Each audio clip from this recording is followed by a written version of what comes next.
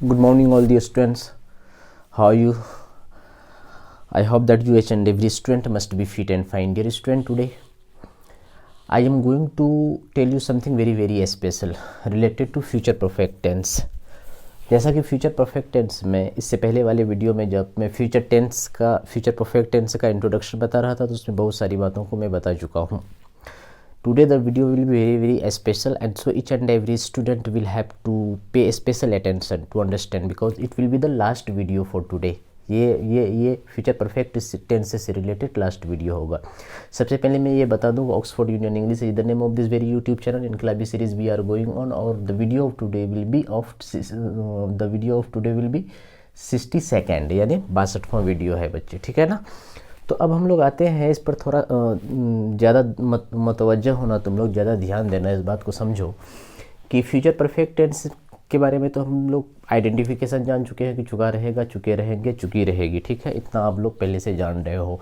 और स्ट्रक्चर तो पता ही होगा, सब्जेक्ट प्लस सेल हैव या विल हैव, उसके बाद भी थर्ड, उसके बाद ऑब्जेक्ट, उसके बाद रेस्ट. तो अब देखो कुछ एग्जाम्पल है दिया हुआ, उसके बाद फिर हम लोग नेगेटिव, इंट्रोगेटिव, इंट्रोनेगेटिव पर आएंगे. लेकिन इसको सबसे पहले बना के देखते हैं कि देखो कि मेहमान के आने से पहले तुम लोग खाना खा चुकोगे. मेहमान के आने से पहले तुम लोग खाना खा चुकोगे. तो देखो बच्चों, इसमें दो क्लाउज है, एक तो ये क्लाउज है, एक क्लाउज है, लार्जर सेंटेंस है, ठीक है. तो मेहमानों के आने से पहले तुम लोग खाना खा चुकोगे, तो ये प्रिंसिपल क्लाउज है और ये सबऑर्डिनेट क्लाउज है.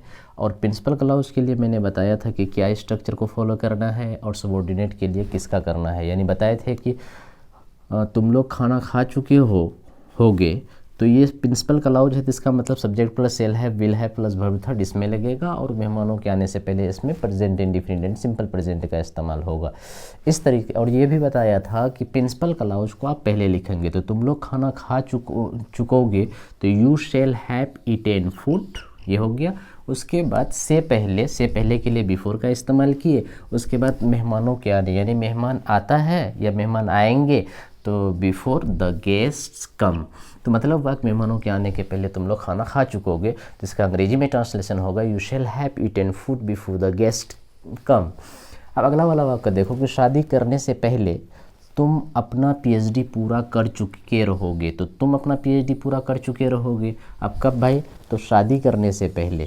तो गौर से समझना इस बात को कि शादी करना एक क्लाउज है, तुम अपना पीएचडी पूरा कर चुके रहोगे, ये एक क्लाउज है. मतलब वो कि ये प्रिंसिपल क्लाउज है और ये जाके सबऑर्डिनेट क्लाउज है. तो फिर हम प्रिंसिपल क्लाउज को पहले इस्तेमाल करते हैं कि तुम अपना पीएचडी पूरा कर चुके रहोगे, यानी तुम अपना पीएचडी मुकम्मल कर चुके रहोगे.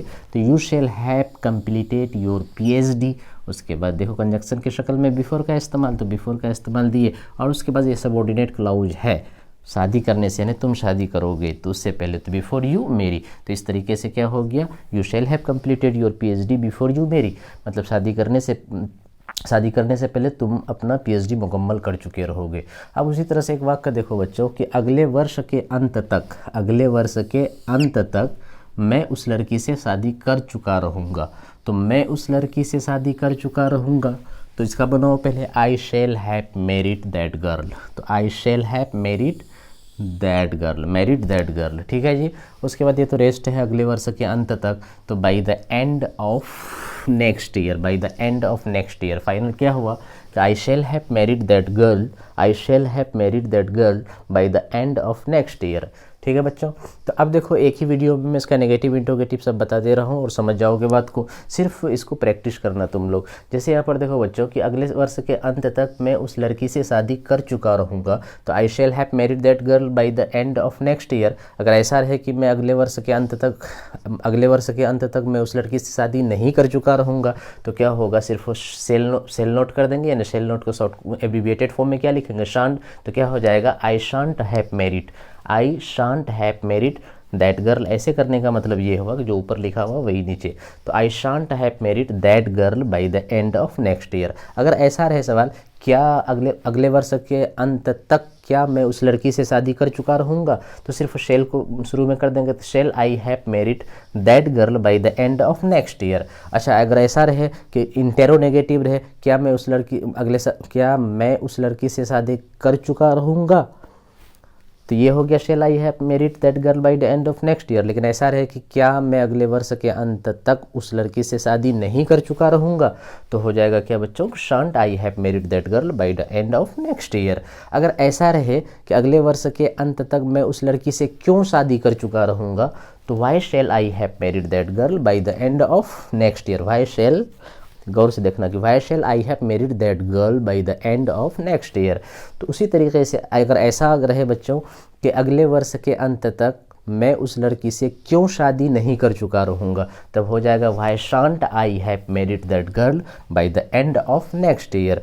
This is very very important dear student. एक बात को याद रखना, मेरी बात को समझना, अगर तुम चाहते हो कि फ्लुएंट स्पीकर बनो, कहीं पर तुमको if you get an opportunity to deliver speech in English, तो आप भाषण देते समय खुद बंदा को ये पता नहीं होता है कि मैं किस टेंस का इस्तेमाल करने जा रहा हूँ, तो वो बिल्कुल बोलते जा रहा है, वो आते जा रहा है आते जा रहा है आते जा रहा है, उस वक्त वहाँ पर ये कौन टेंस है से मैं जो सेंटेंस बोलने जा रहा हूँ ये किस टेंस से ताल्लुक़ रखता है या फिर कौन सा स्ट्रक्चर यहाँ फॉलो होगा, ये सारी बातों को वहाँ भूल जाना पड़ता, कुछ नहीं। तो यू कीप ऑन स्पीकिंग, तो यू कीप ऑन स्पीकिंग, बोलते रह जाना पड़ता है, ठीक है। तो इन दैट अगर फ्लुएंसी को लाने के लिए कायदे से आपको प्राइमरी स्टेज पर बच्चे, जैसे अभी मैं मान के चलता हूँ कि you are at the primary stage, that is why you will have to do more and more practices, बहुत ज़्यादा प्रैक्टिस करो और एक बार कायदे से आप इन बातों को समझ जाओ। मैं बहुत लोगों को देखा हूँ कि बहुत अंग्रेज़ी तो बोल रहे हैं, लेकिन अंग्रेज़ी बोलने के दरमियान में वो किस तरह की गलतियां करते हैं तो बहुत कम ही लोग उनको पकड़ पाते हैं।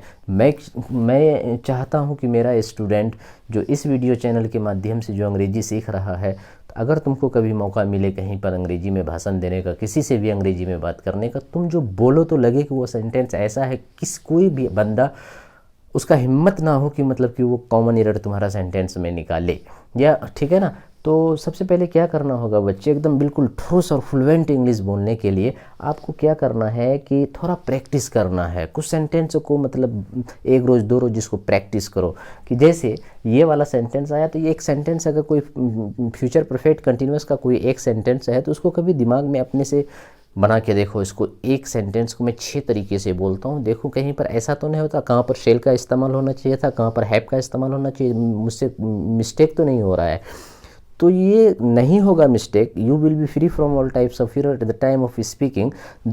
For just achieving that very perfection you will have to do more and more practices, because it is my supposition only perfection provides you only practice provides you perfection, so you will have to do more and more practices। करना क्या है, जैसे देखो यहाँ पर ये वाला जो वाक्य है कि अगले वर्ष के अंत तक मैं उस लड़की से शादी कर चुका रहूँगा, तो I shall have married that girl by the end of next year। Negative, नहीं कर चुका रहूँगा, तो I shan't have married that girl by the end of next year।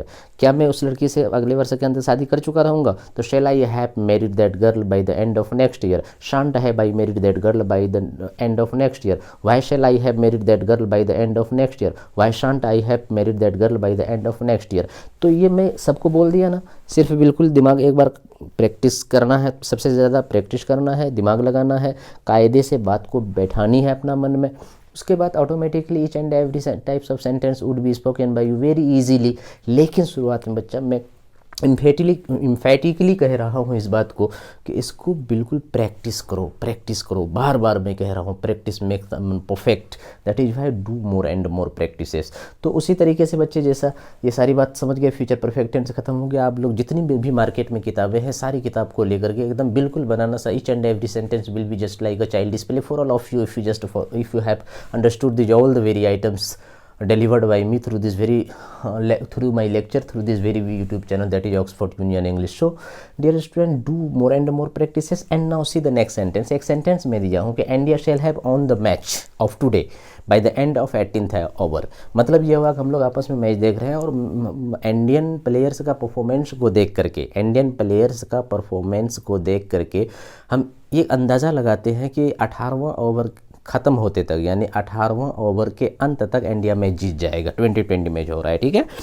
तो अब आपस में हम लोग बात कर रहे हैं, तो हम लोग बोलेंगे यार लगता है क्या भारत 18वां ओवर के अंत तक इंडिया आज का मैच जीत जाएगा। अब अंग्रेजी में बोलना है, तो क्या बोलना है, India shall have on the match of today bye the end of the 18th over. ठीक है, तो जैसे देखो कि India shall have on the match of today, Bharat match को, आज का मैच को भारत जीत चुका रहेगा। कब तक, तो भाई bye the end of the 18th over, यानी 18th ओवर के समाप्ति तक, या 18th ओवर के यानी 18वां ओवर के अंत तक भारत आज का मैच जीत चुका रहेगा। तो अंग्रेजी में बोलेंगे, बस आपस में है, हम लोग कहीं पर देख रहे हैं। तो अब वहाँ पर अब कोई बंदा ऐसा बोलेगा India shall surely win the match by the end of 18th over, तो ये सेंटेंस, हालांकि तुम तो बात को समझ रहे हो, लेकिन ग्रामेटिकली ये सेंटेंस उतना ज़्यादा बेस्ड नहीं है जितना कि ये सेंटेंस है कि India shall have on the match of today bye the end of 18th over. ये एक विद्वान की तरह बोली जाने वाली अंग्रेज़ी है बच्चों। तो इसीलिए मैं चाहता हूँ कि each and every student who are connected directly, whether directly or whether indirectly, will be scholar of English. So I want to make you scholar of English. Okay, dear student, each and every student is requested to pay special attention at the time of teaching, at the time of learning, at the time of my lecture through this very YouTube channel, that is Oxford Union English. So dear student, now I would like to conclude the video of today, but once again I would like to suggest you all student, write down all the sentences, do more and more practices.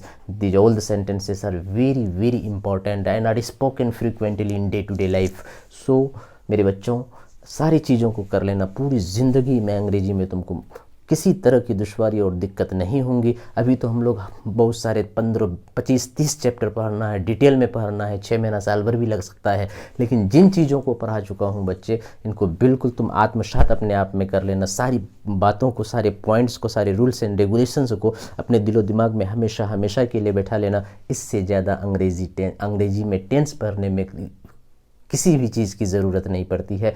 और आज का video हम यहीं पर and करते हैं, एक बात कहते हुए कि Oxford Union English the name of this very YouTube channel, you each and every student requested to share the video or to share the channel, to share the link to a large number of students, so that each and every student will equally get benefited. Dear student, now I'd like to just conclude the video of today citing one share of अल्लामा इकबाल। तुझे क्यों फिक्र है ए गुल दिले सतचाक बुलबुल की, तुझे क्यों फिक्र है ए गुल दिले सतचाक बुलबुल की, तू अपने पैरहन के चाक तो पहले रफू कर ले। Thank you very much. Keep on learning English only through this very YouTube channel, that is Oxford Union English by AR Babul. Thank you very much. Enjoy the day, enjoy your life.